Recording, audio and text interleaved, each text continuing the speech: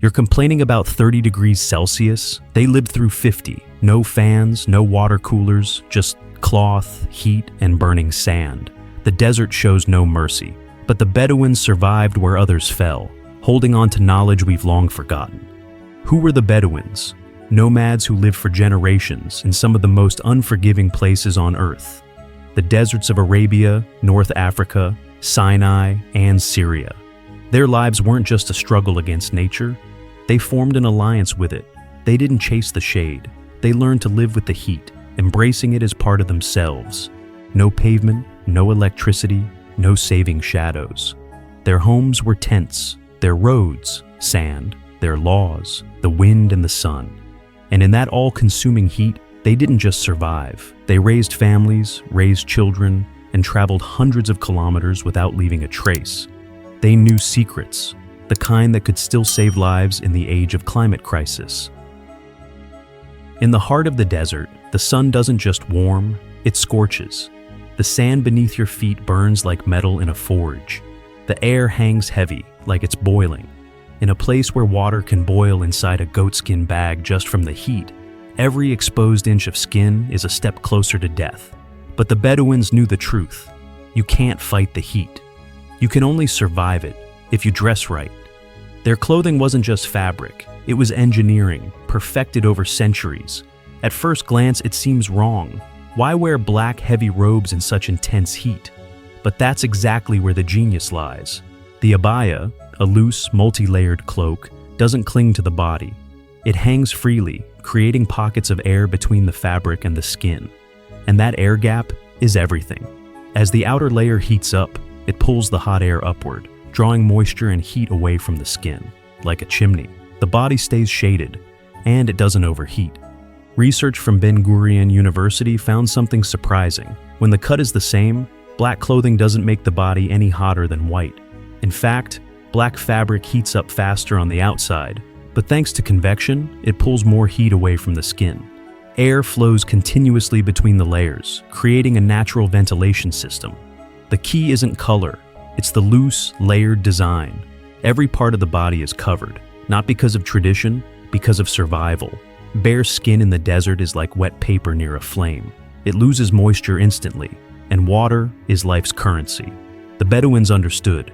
If you keep your sweat, you keep your strength. The less you evaporate, the longer you live. Even the lips are covered, to protect from cracks, windburn, and the dry rasp of desert breathing. Only the eyes are visible, and even those are often narrowed behind the folds of a keffiyeh. The keffiyeh is a long piece of cloth, tightly wrapped around the head and lower face. It shields not just from sun and sand, but from overheating your airways. The air you breathe gets filtered, humidified, and cooled, so it doesn't scorch your lungs. And during the hottest hours, Bedouins took it further. They moistened the inner layers of their clothing as much as they could afford. That water evaporated right on their skin, cooling the body using the same principle behind modern evaporative coolers.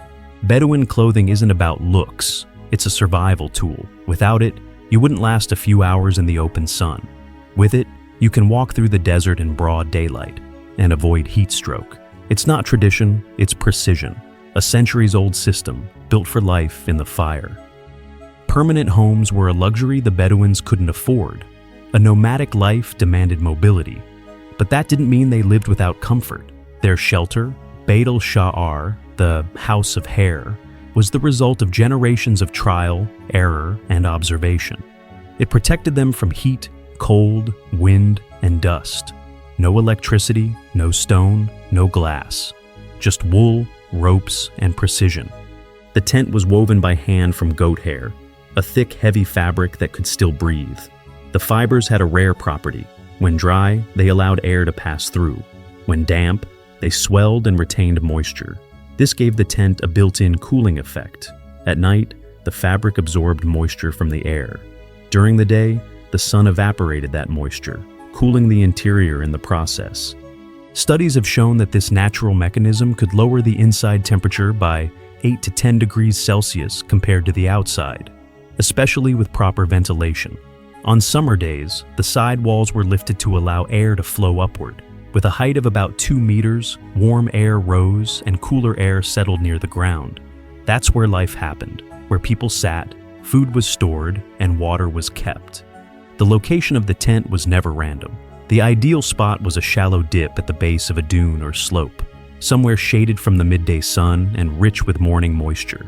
The entrance was always turned north or northeast, facing the gentler breeze. In places where the wind blew hot and dry, they'd set up extra fabric or stone barriers for protection. Inside, everything had its place.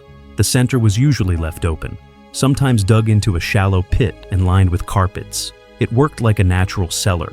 Clay pots with water, food, or medicine were stored there. Anything that needed to be kept cool. The deeper the sand, the lower the temperature. Even in blistering heat, that pit could stay at 25 degrees Celsius, while outside it soared past 45. In winter, the same tent was transformed. Walls were dropped to the ground.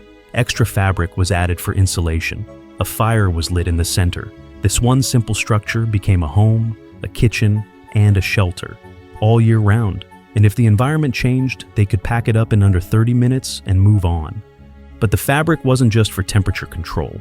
Goat hair blocks most ultraviolet rays. That took the strain off their eyes and skin. Even without sunglasses or sunscreen, Bedouins could spend all day outside without burns. The strong fibers survived dozens of teardowns and rebuilds. These tents were passed down through generations, repaired, adapted, and used for years. In the desert, time isn't measured by clocks. It's measured by the sun, and the Bedouins knew exactly when to move and when to conserve even their breath. A wrong schedule out here wasn't just inconvenient, it was dangerous. As soon as the sun rises, the desert begins to heat up fast. By 9 a.m., the sand burns bare feet. By noon, it can reach 70 degrees Celsius. At that point, any exertion, physical or even mental, puts intense strain on the body. So, from mid-morning to late afternoon, the Bedouins would pause. Not just stop working, they would stop everything. Movement, conversation, eating, silence took over. During this time, they lay in deep shade or under heavy blankets, often with eyes closed, saying nothing. Everything slowed: heart rate, breathing, metabolism. Every movement creates heat. Every word loses moisture. Even an extra thought could mean one more drop of sweat. In the desert, survival doesn't belong to the active, but to the still. Their windows of activity were limited to 2, before 9 a.m. and after 5 p.m. At dawn, the air was still cool from the night, the sand bearable, and the breeze refreshing. That's when they fed the animals, traveled, gathered water, and cooked. After sunset, life resumed, moving camp, talking, working again. Much of the travel happened at night, under moonlight, when the path was still visible, but the heat had passed. Bedouins never walked in a straight line. They followed the shadows, even if it doubled the distance. In the desert, the goal isn't speed, it's avoiding heat. The main meal came only in the evening. Heavy food during the day overheats the organs, pulls blood to the stomach, and raises sweat levels. So daytime meant just small bites, a few dates, some milk, a piece of flatbread. The real meal came after sunset, when the body was no longer fighting the sun. Sleep was segmented. They didn't rest in one long stretch, but in short cycles. They woke up at the slightest wind, shift in temperature, or unfamiliar sound. It wasn't a disruption, it was adaptation. In the desert, awareness meant survival, even in your sleep. A Bedouin's life didn't revolve around hours. It revolved around the body. He could feel time in the heat of the sand, the direction of the wind, the dampness of the air. He could wake just minutes before sunrise, without ever setting an alarm. Even when planning a journey, they didn't rely only on instinct. They watched the breath and behavior of their camels. If the animal began to breathe faster, it meant the heat had reached a critical point, and the trip had to be delayed or rerouted. Camels overheat slowly, but they signal danger early, long before humans feel the warning signs. This allowed the Bedouins to stop in time, find shade, and avoid dehydration. In the desert, there's no fridge, no faucet, no reserves. All you have is what you can carry. That's why the Bedouins never ate a lot, but they ate with precision. Their diet was simple, but crafted to deliver maximum energy with the least strain on the body. The foundation was dates, dried, lightweight, and able to last for weeks without spoiling. One date held carbs, fiber, minerals, and a bit of moisture. They ate them by the handful, for energy, for movement, for strength. Alongside dates, they drank milk from camels or goats, rich in fat, vitamins, and even mild antiseptic properties. Together, dates and milk could easily replace a full meal. Next came fat. Animal fat, butter, milk fat. All high in calories and slow to release energy. They didn't eat much, but what they ate kept them going for hours. And it didn't overheat the body since it required very little water to digest. The golden rule was smart eating, small portions, high density. Food shouldn't make you thirsty, so they avoided anything overly salty, fried, or heavy. No steaming soups or scorching hot dishes. Heat from food was seen as a risk. Only what preserved body moisture, minimized sweating, and digested without extra effort made the cut. And when it came to water, not a single drop was wasted. Every sip was measured, no big gulps. That only overloaded the stomach and triggered sweating. They drank rarely in small amounts, often just enough to moisten the mouth. Even in deep thirst, the goal wasn't to feel full. It was to retain moisture. Water was stored in goatskin bags called burdocks. They weren't airtight. Their tiny pores let air pass through, allowing moisture to evaporate from the surface. That evaporation cooled the water inside. The drier the air, the stronger the cooling effect. Even under blazing sun, the water inside a burdock could be 10 to 12 degrees Celsius cooler than the outside temperature. Another trick was storing supplies in sand, food, water skins, even medicine, buried just 30 to 40 centimeters deep and covered with rugs or sacks. That shallow layer of earth worked like a natural fridge. The temperature underground could be half of what it was on the surface, and it worked anywhere in the desert. If food ran low, they'd skip meals, but never skip water. If water ran low, they'd switch to milk, and if they had neither, they stayed still, waited out the heat, and conserved every last bit of strength and moisture. Clothing, water, and shade. That's the baseline. But in the desert, it's not enough. Survival depended on the smallest details: how you sat, what you sat on, how you moved, how you breathed. The entire body had one mission: to keep internal heat under control and prevent dangerous overheating. Rule number 1, never sit directly on the sand. Even in the shade, sand holds heat longer than the air.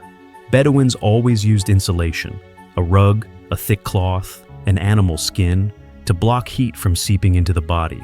This was especially critical during rest, when the body wasn't moving and had no airflow to cool it. Rule number 2, maximize shade, even from your own clothing. If there was no tree, rock, or tent nearby, they made their own. They crouched, wrapped themselves in fabric, leaned forward to cast shadows. Anything to reduce direct sunlight and limit moisture loss. Sometimes they would cover themselves completely, head to toe, leaving only a narrow gap for air.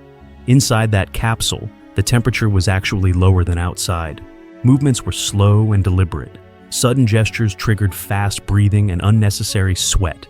Even shifting position was like a ritual, slow, calculated, intentional. They kept a straight posture, not slouched, to ease the pressure on the diaphragm and allow deep, steady breathing without losing water through the mouth. Breathing was always through the nose, slow and controlled. In the heat, rapid breathing speeds up dehydration and heats the body from within. Bedouins trained themselves to hold their breath while walking, pause after exhaling, and even enter a semi-sleep state, where the body rested but the mind stayed alert to the environment. One key tactic was cooling critical zones. If water was limited, and it usually was, they didn't pour it over the whole body, just the wrists, neck, and face. These areas are rich in blood vessels, and cooling them could bring the entire body temperature down. It used only a few drops, but the relief was instant. And above all, never panic. In the desert, anxiety meant a spike in adrenaline, a racing heart, and a flood of sweat. Calm wasn't just a personality trait, it was a physical survival tool. Bedouins learned to stay cool not just in their minds, but in their bodies, controlling heat through breath, posture, and thought. The Bedouins never tried to conquer the desert.